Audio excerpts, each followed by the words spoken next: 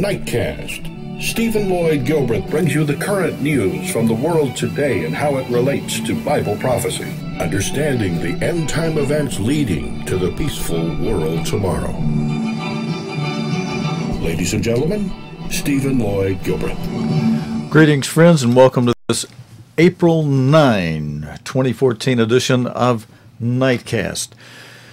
Tonight, opening in the news, a story out of Ukraine. Pro-Russian activists who have formed a People's Republic of Donetsk have been holding sessions for journalists claiming they have support from 3 countries.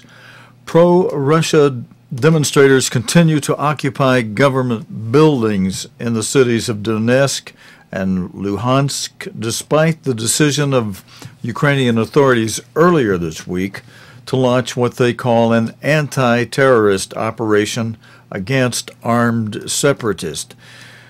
Our opening story, let's go to the BBC's Steve Rosenberg, who's been in a meeting with separatists in Donetsk. Well, this is the so-called provisional government of the People's Republic of Donetsk. They've been holding a question and answer session for journalists. They said that they intend to press ahead with their referendum on regional sovereignty. They maintain that 3 countries are willing to recognise them as an independent country, but they're refusing to say which ones. And they have confirmed that they are holding some kind of a dialogue with the authorities here in Donetsk. Now, earlier today, the governor of Donetsk region talked about this dialogue. He said he'd met 12 representatives of the pro-Russia activists in this building to talk about how to resolve this standoff peacefully. And friends, in other parts of the world, over in Europe, in England, we've been showing you some news about how they've been having a big rat problem last week and how the rat problem from the past led to the bubonic plague problem over there. And in the United States, there was a giant rat seen on a New York City subway today that scared passengers. Commuters on New York's subway might feel like their journey to work is somewhat like a rat race, but passengers on one underground train did not expect this. A large rat was spotted running around a carriage travelling through downtown Manhattan. The unexpected passenger caused chaos, forcing commuters to stand on their seats and trying to flee its path. By the time the rodent was spotted, the train doors were already shut and travelling through a tunnel. Employees, remain alert and have a safe day. Despite pleas by the train operator to stay calm, most couldn't control their distress. One passenger, though, decided to film it on his mobile phone. As soon as the train reached the next station, many disembarked and decided to continue their journey on another train. The final destination of the rat is unknown.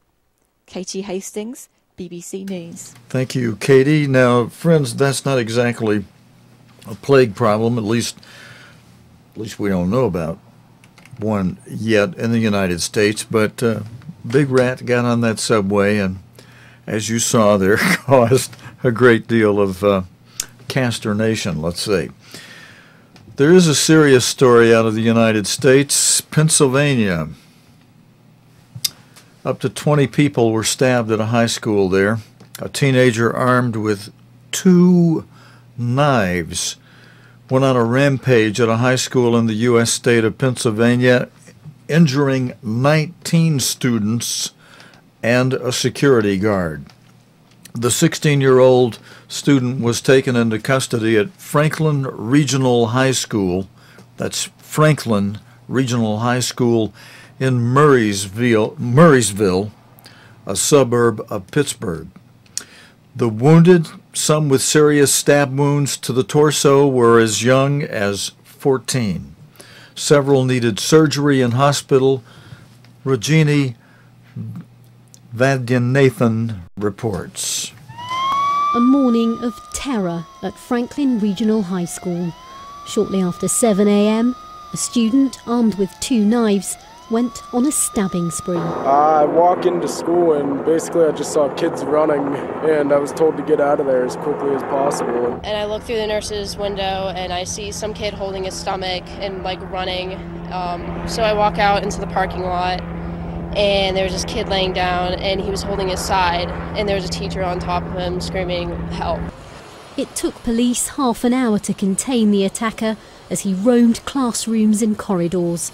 As news broke, worried parents rushed to the scene. It's just panic right away. Your stomach just drops. You're not knowing what's going on and what's happening. And every day when she walks out, I worry about something like that for her and for other kids.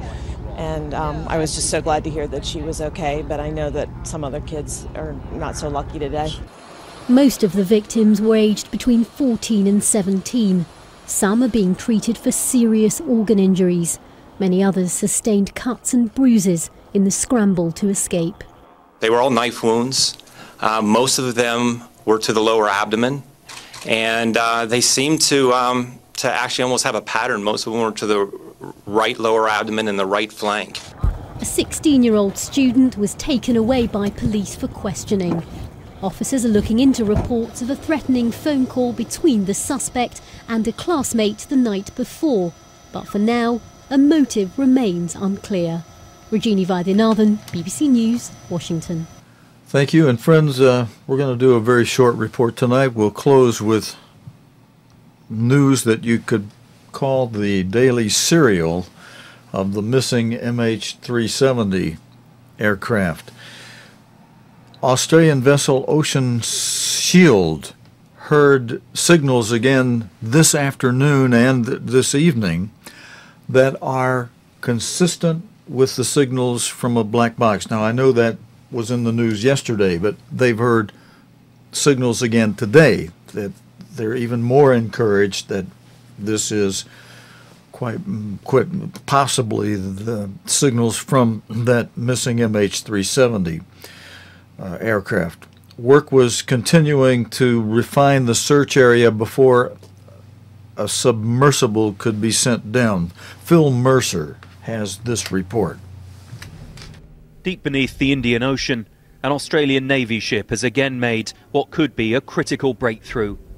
The Ocean Shield has heard 2 more acoustic noises in the same broad area where other stronger transmissions were recorded over the weekend. Engineers say the earlier signals were consistent with those from an aircraft black box flight recorder.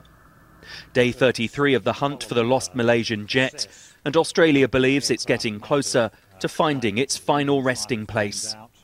I'm now optimistic that we will find the aircraft, or what is left of the aircraft, in the not too distant future. Earlier this week, recovery teams were scouring a stretch of ocean almost twice the size of Great Britain. The new target zone is about 2/3 smaller. The challenge now for investigators is to re-establish contact with those signals far off Australia's west coast. If and when the location of those impulses is sufficiently narrowed down, will a deep-sea drone be deployed? Only then will the underwater search for wreckage begin. Australian authorities do warn, however, that more days of slow and painstaking work are still to come. 239 passengers and crew were on board the flight from Kuala Lumpur to Beijing. Most were from China. Some of their families believe there's been a cover-up by Malaysian authorities. Our search for the truth is not just for ourselves, said a representative of the Chinese families, but also so that this kind of disaster can be avoided in the future. The mood within the Australian-led recovery mission has never been more positive. But the batteries from flight MH370's black boxes are almost certainly starting to fail, if they haven't already. Far out to sea, the search continues for any trace of the plane that simply vanished. Phil Mercer, BBC News, Perth. And friends, that's it for this Wednesday evening edition of Nightcast. a short one tonight as some of us make preparations for de-leavening and activities next week related to Passover and the days of unleavened bread. Thanks for joining me tonight. God willing and the creek don't rise, we'll be back again tomorrow evening, Thursday night, with the day's current news related to the Bible and prophecy here on Nightcast. Until next time, your host Stephen Lloyd Gilbreth saying, good night, friends. You have been watching Nightcast with Stephen Lloyd Gilbreth. Nightcast can be seen Sunday through Thursday nights here on COGTV.org. Tonight's program is also available anytime on demand in the COGTV.org video archive.